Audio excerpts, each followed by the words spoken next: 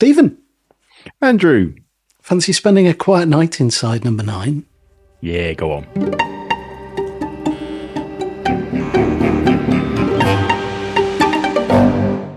All right, we are going into Series 6, Episode 5, How Do You Plead, with our script books. And yes, we will be comparing what we see on the screen with what we read in the scripts. And seeing what's different, what's the same, and considering why that might be. Yeah, there you go. Sorry, a little bit out of practice. Been a while since we've recorded an episode, so just trying to remember what to say. You tend to explain that this isn't our first watch, and that if people want to hear that, they should go back and listen to that one first, because this is less focused on those kind of things and more just to do with the script stuff. That is what I tend to then say, isn't it? Yeah. Along those lines, yeah. But I don't need to say that now because you've just said it. Wow, you did that so well. It's quite a lot of stuff that's been cut out of this one, actually. Yeah, there were big chunks of it that just disappeared. I don't know whether it must... That always makes me think time. Time, yeah. It doesn't feel like it's because it doesn't get switched out for anything. It is literally, this could probably go. Yeah. Yeah. I think there's a couple of bits early on where I thought, oh, maybe that's leading too much. Maybe it's alluding. But yeah, on the whole, I get the impression it's time. But yes, it was really nice to go back and watch this one, actually. I really like the overall feel of this, the brooding. I remember watching it for the first time and is Urban doing something to Webster? Mm-hmm. Like, there's so many questions that you have before you know what's actually happening. I like that they managed to make it feel as though it's almost like a modern retelling of an old folk story. It feels like that. I guess it kind of is. Like the idea of making a pact with the devil is a very old idea and an old story. I guess in some ways it's a bit of a companion piece to Elizabeth Gadge, in that you've got old deals with Satan and new deals with Satan. That's He's true. Still around, either as a mouse or a lift attendant. They're there. They're among us. They are. You're never more than 6 foot away from a lift attendant in London. That's what I've heard. Yeah, they're everywhere. Yeah, so let's just go through and pick out anything that you've noticed and I've noticed that is different. Okay. I didn't notice anything in the absolute beginning. Was there anything that you picked up on? They cut out the attendant talking about it being a big night for Mr. Webster, I believe. Oh, yes, I have that, yeah. Big night for Mr. Webster, I believe, yeah. Yeah. And then when Urban comes out the lift and he's talking to Kurt, they do a switch on. He's been in the foul mood all day. At one point he said he wanted, his script is he needed to see a priest, said he wanted to confess something, but it became he wanted to see a priest, but he needed to confess something. Interesting. I don't know if there was like the compulsion needed reframing. Yeah. He doesn't want to confess, he needs to confess. He needs to confess. Yeah, and is that looking for the priest to be the substitute? Is he thinking? Maybe he is. Yeah, I mean, he would probably make a good substitute. Yeah, because he's looking for someone to confess to who will forgive him. Yes. So I guess they didn't want to repeat the word needed, but they decided to put that emphasis on the confession rather than on the actually seeing the priest. Yeah. Yeah, see, there's a few little words that are quite pointedly changed or switched, I think. And yeah, I noticed that because it says the lift pings, just going back slightly to when the lift arrives. It says the lift pings upon reaching number 9, and the doors open. There's no ping, just clunks. And I think it's kind of like a different sort of. It sounds trivial, but it's a different sort of lift. Yeah, that's true. Yeah. And it also says that Kurt is holding Urban's white nurse's tunic when he greets him, but he's not. That's hanging up. And then through this scene, he's dressing him, isn't he? It's almost like he's helping him prepare. And there's a different vibe to that.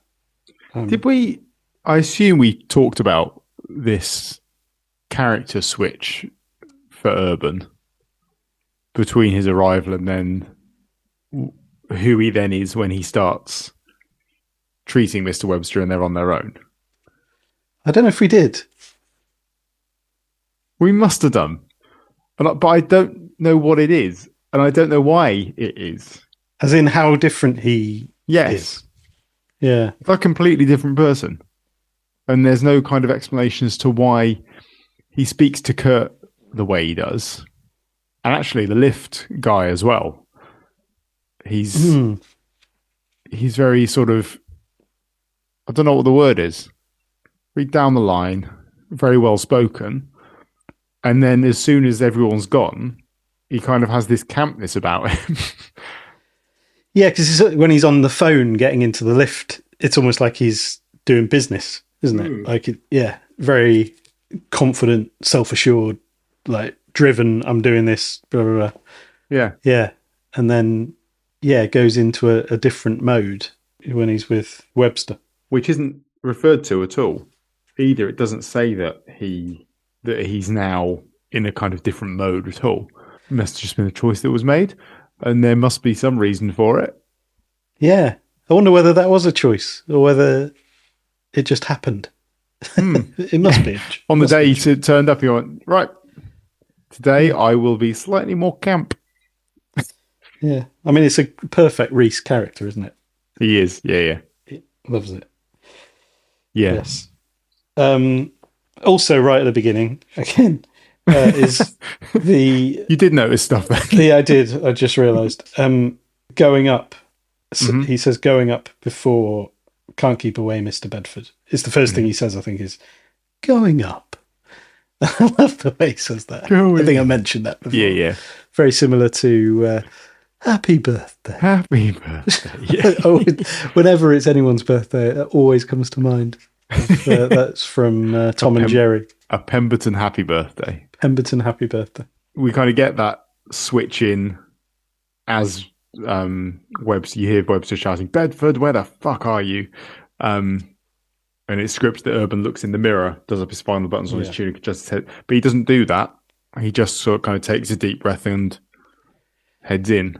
Which again is speaking to the shift. There's almost, because it's almost like a power stance to some degree as he's standing at the door. Yeah. And then as soon as he goes over the threshold into the other room, there's a different vibe to him. Yeah. Yeah. So, that does make me wonder. There must be a very deliberate thing there. But what that could be kind of symbolizing, I'm not sure. No. Whether it's symbolizing or whether it's just the performance that Urban has for Webster. It must be tough going. And he almost has to put on a front to go and deal with this situation. Because actually, his actual persona may not be quite as aloof and quite as silly. He's quite silly about everything. He doesn't take any of the illness stuff too seriously, and he kind of plays with it and winds him up, and the whole thing's quite playful. And maybe that's just a character he puts on to go and deal with working with this cantankerous, ill old man. Yeah. So there's a big cut through a whole bunch here. There's the cake bit. Did you pick up on that? Oh, yeah, we didn't get that far. His birthday cake's in the kitchen if you want any. We didn't get that far. It's coffee, which used to be his favourite. I don't know anymore. I hope he chokes on it. Yeah. So, yeah, it's just his birthday cake's in the kitchen. I hope he chokes on it. Yeah. Don't elaborate. Farmer cutting. Cake in the kitchen. I hope he chokes. Yeah. Yeah, then it's the bit that's cut. Well, I am dying. After that, Webster says Urban is the best of a bad bunch. Yes. High praise.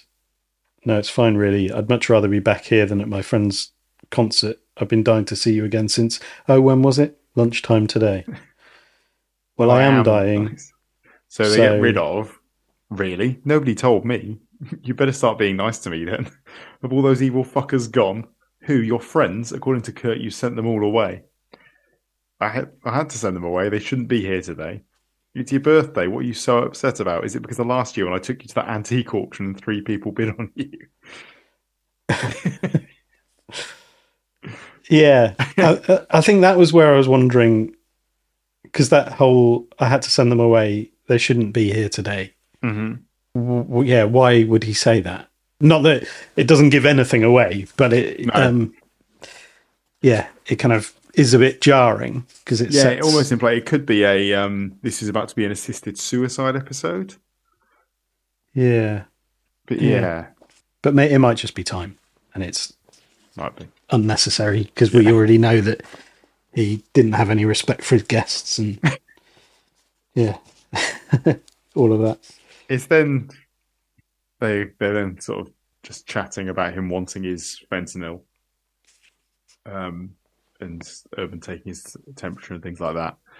At one point, Urban says, how about I bring you a nice piece of birthday cake instead? I'll blow the candles out for you. We can pretend you did it. And Webster says, I haven't got time for that in the script, but it's this when they filmed it. Ah, yes. I think he means this whole carry-on at this point. Yeah. I haven't got time Not that specific thing. I haven't got time for yeah, it's a totally different thing to say, isn't it? Yeah. I haven't got time for this nonsense. Yeah, it's more of a rhetorical kind of, I haven't got time for this. Yeah. As opposed to a reply to Urban to say, oh, no, I haven't got time for that. Yeah. Yeah, the next thing I noticed, don't know if there's anything between that and when Webster says, I appreciate your support. I know you do, Urban says, but I get to see you every day, don't I? As opposed to, but I see you every day, don't I? In the script, they added a get to. Webster then punctuates you don't swear with a, you don't fucking swear either, do you? And then there's a line that didn't make it to film where he said, I once got really cross at an old lady jumping in the queue for stamps at the post office. I called her a biddy. Yeah. I like the idea of Reese Urban getting stroppy with an old lady. Hey, you biddy. You biddy. How do you call someone a biddy? Yeah, no. It's not something you call... You refer to someone as a biddy. As an old biddy? You're a biddy. You're an old biddy. Or maybe it's... excuse me, who do you think you are, you old biddy? It could be that. Biddy now sounds weird. Biddy. Biddy. Oi. Biddy, you've jumped the queue. Yeah, and then a couple of lines after that, Webster says, I know I'm not the easiest person to... ... Webster searches for the word. Urban helps him out. Endure, be subjected to, look after, Webster says. Well, these are not easy circumstances, Mr. Webster, for anyone. That's cut. And it just jumps straight to, now, why have you got me back here tonight? And then there's a bit of moving stuff around, isn't there? Oh, with the Lion of the Bailey. With the Lion of the Bailey stuff. And they removed a reference to a Guardian article that was written about him. An unparalleled success story. That's what the Guardian said about you. Yeah. The Guardian, do you reckon that was a paper of choice? Would that be keeping in tone with the Guardian's writing? Letting everyone off? Yeah.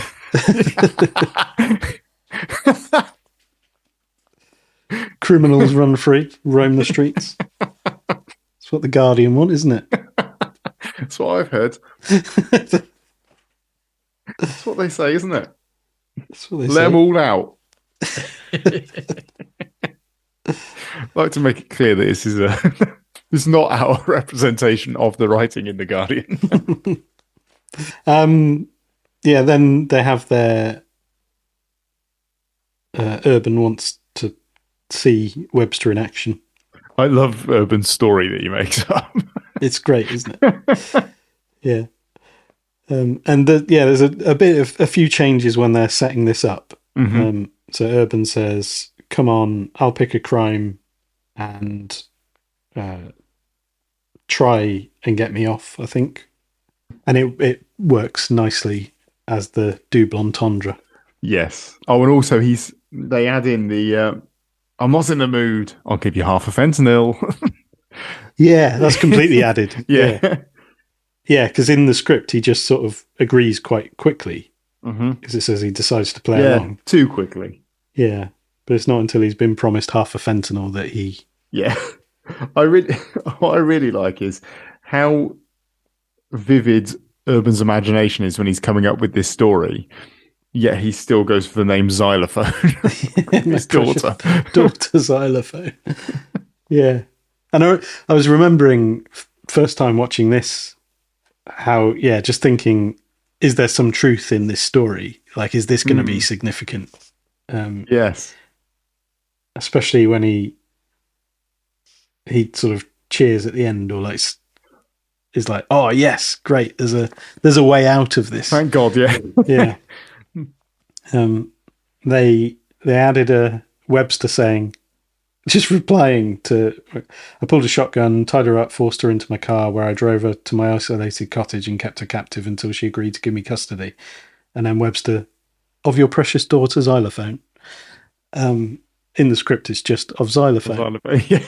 And I love how straight he plays that. How there's no, it just takes Xylophone's name as a given. It's like, that's, of your precious daughter Xylophone. Xylophone. That word's lost all meaning now as well. Or xylophone. Xylophone. They then changed Webster's further claims. They got rid of the potholes and firearms manufacturers. Yeah. So they're going after the council for the potholes and the firearms manufacturers for the design flaw in the safety catch were removed. He's just going after the balloon manufacturer. Yeah. Faulty, substandard party balloons. Yeah. Which kind of doesn't cover the shotgun going off and... No. Well, this all came as a result of... Oh, actually, he still shot her in the face. Yeah, it doesn't. Nothing explains the fact that he shot her in the face. We'll take. So there is that, but so we've cleared up why you got her in the car. Yeah, not why you shot her in the face. Then there's a big cut. Yeah, I think and here it feels like there's a lot of timing because the time is given to Webster's coughing. Mm-hmm. And so it's after he says, "Get in, the lion roars again," and he starts coughing away, doesn't he? And then, so the script has then a big exchange between them. And actually, some of it probably wouldn't make sense. So a large chunk of this is Webster talking about how insecure he was, about how everything he had was going to be snatched away from him, and he was on this incredible streak, and at any point it could suddenly have stopped. And actually, we know by the end that that's not true at all. He knew that was going to carry on because he had his deal, and the deal was only going to run out when he died, wasn't it? So he didn't need to be insecure, and he didn't think that at any moment it could all be snatched away from him. So that would make sense that goes. Yeah, for reasons other than timing. Yeah, I think that's a good point. We then get into the exchange where he's asking Urban to go into the cabinet to get stuff out, isn't he? Yes, so there's a few little tweaks here. like top drawer is added. Mm-hmm. When was the last time you opened this thing is cut? Where do you keep your old barista? Where is it? There's No problem remembering where your gowns are. Got that's your it. Where your priorities right. frocks are. Yeah. And it's also Urban saying, I'm the same. Yeah. Yes. Got your priorities right. I'm the same Yeah. is cut. And I think that's Urban never actually, as camp as he is, he never alludes to anything No. around that, like, or never actually explicitly says anything related to that, I don't think. They got rid of a little exchange where Webster says, I was a driven young man, but my pupillages are blank. I have no idea why I went into law, but I suspect it was a bit more complicated than wearing a horsehair wig. All right, keep your hair on. He just goes straight to, why does anyone do anything? Why did you end up doing this? Yes, in response to the question of what made you want to be a barrister in the first place. Yeah. Was it this costume? Be honest. And then we get Urban's story about the Carl Jackson choking on his tangerine. Hmm. They scripted the word procedure when he was talking about sticking his fingers down Carl's throat, which he turned into protocol. Yeah. Which does make more sense. It's really not protocol rather than a procedure. Yeah. There's another little, when he's first saying Carl Jackson choking on a tangerine before home economics, I never forget, he says in the episode, rather than I remember how quickly he went blue. And again, that's a different, there's a different loading on that. I'll never forget. A lot more harrowing. Yeah. Just stuck with him. I remember how his face went blue. And yeah. And then we get I knew I'd find one at the end where he finds a little bobby pin. Mm-hmm. Is it bobby pin? He's looking for hair grip. Yeah. Just like in the films. And then they have another exchange that gets cut. That will never work. Oh, ye of little faith. It's harder than it looks. I'm literally dying here, Bedford. I haven't got time for this. Tell me one of your lawyer jokes, Urban says. I don't know any. You must do. For 50 years, I defended people that had done the most atrocious things. There's nothing funny about that. And then Urban's got a joke. Yeah. Do you want to tell it? That reminds me of the lawyer that tells the accused, I have some good news and some bad news. What's the bad news? Asked the accused. The bad news is your blood is all over the crime scene and the DNA tests prove you did it. What's the good news? And the lawyer says your cholesterol is 130.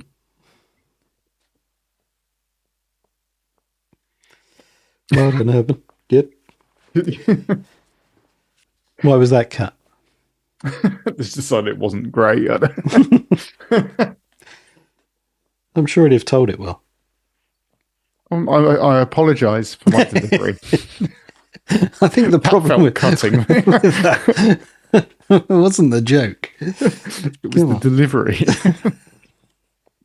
Yes, and then we have another little switch that is similar to that. Never forget and remember, where Urban says, "All right, far too much excitement for one day" in the script, and then it's been replaced by enough excitement for one day. Mm-hmm.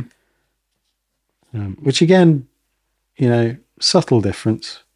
Urban holds that uphill for Webster. I don't want it. And then he gets rid of, you'll be no good to anyone if you can't think straight. You have a little sleep, I'll eat your birthday cake, and then we'll get to work. Yeah, and I think that would add to the sinister Urban, because this is a moment when he's like putting stuff in his drip, isn't he, at this point? And you're thinking, what is he giving him? What he should be giving him? Does he know what he's being given? What's happening here? And they added Webster saying, "You don't understand. What have you ... As in, like, you've given me something. Either what have you given me, or what have you done, or has a slightly harrowing potential." And then there's just a lot of direction for an entire page of script, where Webster's kind of looking through the files and things. I noticed there wasn't a grandfather clock chime. in the script. Oh no, sorry, no, there is in the script, but it doesn't. So it says in the script the grandfather clock chimes to signify 10:30. We didn't get that. Or at least I didn't hear one. No, I didn't notice that. Also, I don't think the small wooden box is an oblong. I think it's cylindrical. Oblong. Oblong, fucking oblong.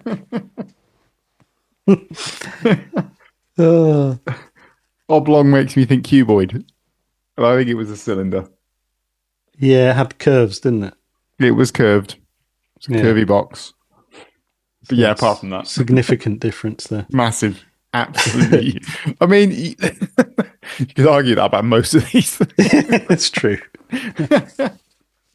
You're undermining this whole premise. Well, no, I suppose it's the fact that it's specified in the script as... Yeah, exactly. Should have just said a box. Yeah. You're going to be specific. Yes, and there isn't a reference to the clock ticking at International Webster's bedroom night, where Urban has fallen asleep reading the files, and there's a bang. Leading up to that, there's the clock ticking and the clock showing 5 minutes to midnight. And then when he goes into the next, wakes up with a bang, but he's waking up into a nightmare. Yeah.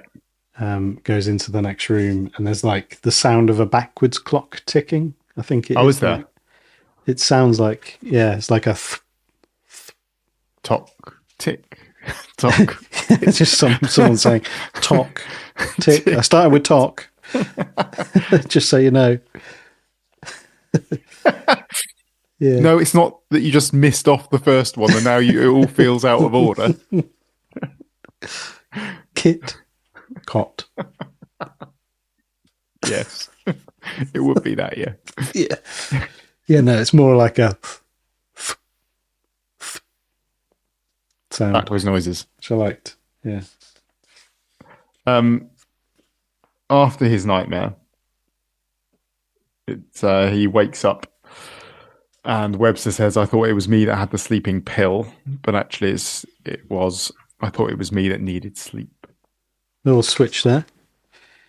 And you have, I think I found the one you were looking for cut, because Urban is not quite compos mentis at this point. He's a little bit lost in his nightmare still. Mm-hmm.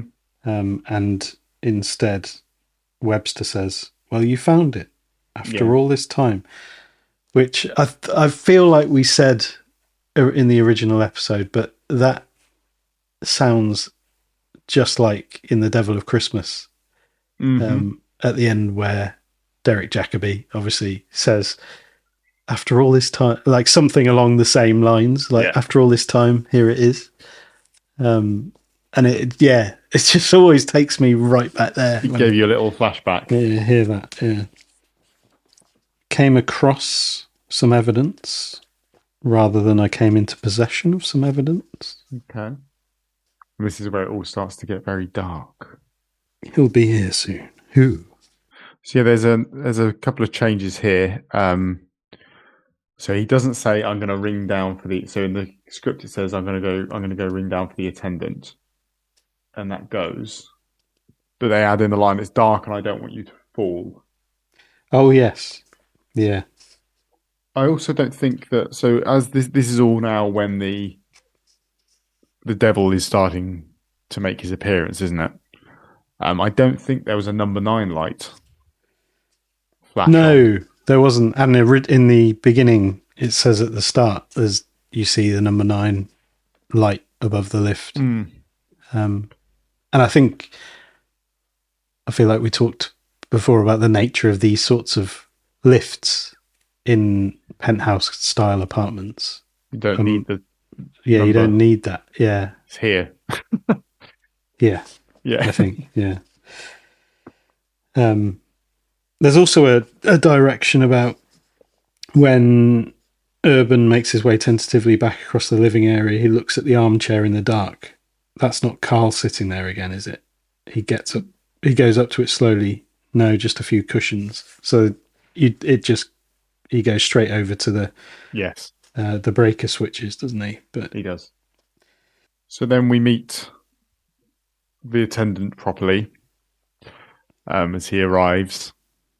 So he's good. We had a bit of a rough night, trip down memory lane, got a bit over emotional.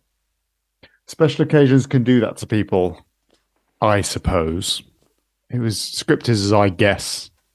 That wasn't a very Pemberton Devil thing to say, I don't think. no, I suppose. I suppose.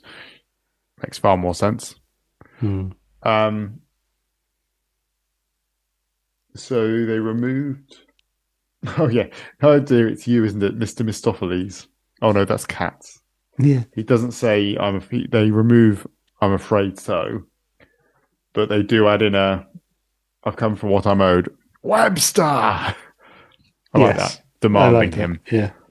Yeah, I love how quick Urban responds with that. Oh dear, it is you, isn't it, Mr. Mistopheles? Oh no, it's Cats. I think I'd be more like... yeah. You appear to have some sort of problem with your eyes. Yes. And it says he has the tiniest glow of red in his pupils. It feels like more than a tiny glow. Yes, it was, yeah. Otherwise, there's a risk that he just comes off looking like the Terminator. Yeah. With a little glowing red eye. And that's what this episode was. Yeah, he changes, or there's cut stuff from Devil Steve. I know it's been splendid. I've had a ringside seat. They cut then, watching from the shadows, the chair in your bedroom at night, or the dark of a mirror. That's where I crouch, fanning discord. Which is a strange thing to say. Fanning discord. It's like just causing nonsense, causing mischief. Yeah. Fanning discord. No, that's not what you mean, is it? Unleashing misery is a bit different, which is what I think what he means is a bit different to fanning discord. The Discord servers get quite hot, so he's all that messaging, cooling them down, and a lot of good work for me thrown into the bargain. Oh yeah, he's led a good life, attendant. He has, and a lot of good work for me thrown into the bargain. He helped free into the world so many destructive people. But yeah, that bit about good work is cut. It all then stays quite true to as scripted. Yeah. There's a congratulations added in. And he's got a stay of execution, Mr. Webster. Because I was so busy scribbling and writing stuff, I missed the lift switch out this time. So hang on a minute. Hang on. Now he's in. Oh, okay. Where did that actually happen? Yeah. It's very well done like that. It's very good. Very good.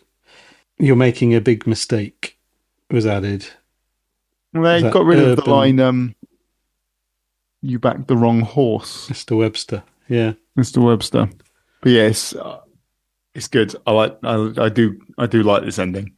I like, there's also I don't know what it is, the way the lift behaves at the end feels quite cartoonish. Like it takes it out of this. It suddenly goes like full silly horror, cartoony kind of. Yeah, like it's stalling and then... Yes. Yeah. Descent into hell. Going down. Fun episode. It's not fun at all, but it is. It's got fun in it, but it is really dark. It's quite the idea is dark. The execution of it though is a little bit, I guess, because it's Steve doing his Evil Devil Steve, kind of sends it just the right side of pantomime. Yeah, no, I think that's right. Yeah, and I think the darkness is maybe it isn't dark as much as sort of brooding. Because there's it's like a melancholia in because the way the music is and that relationship between Webster and Urban playing out around the bed, and the conversations being quite slow and it just being like, what's going on here? Yeah, and it just feeling heavy, it feeling like something. The weight, a weight. I think they do manage to like embody Get that across. idea of the weight, a weight being held there. So yeah, I think it's good. I love this episode. I do. Yeah, cool, man. Yeah, if anybody has any thoughts to add to that, then please do get in touch. We are terrible on Blue Sky, but you can you can drop us a message there at AQNIN9 or drop us an email, aquietnightinside09@gmail.com. And if you fancy supporting a future episode, then you can drop us a few quid on our PayPal me link. And we'd be very grateful for that. Yes, next week, I think we're going to share our stage fright episode because the run, I say next week. At some point in the future. Committing to edit this now on time. The stage fright run has come to an end, or will have come to an end. So we will put that up. Can't remember what we said, but I can't remember seeing it. I don't. But yes, we can spoil away at that point. Looking forward to it. Yeah. Looking forward to hearing what I thought. Yeah, exactly. I'm looking forward to hearing what you thought as well. Yeah, and learning more about the mobile phone that kept getting dropped. I love that that's your abiding memory of that show. Can I have my phone back? Can I have my phone back? I haven't got your phone.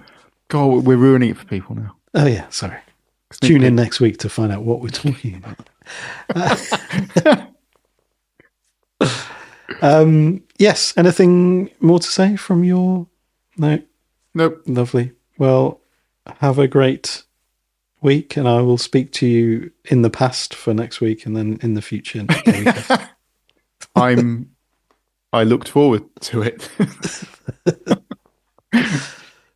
Good. All right. Bye. Bye-bye.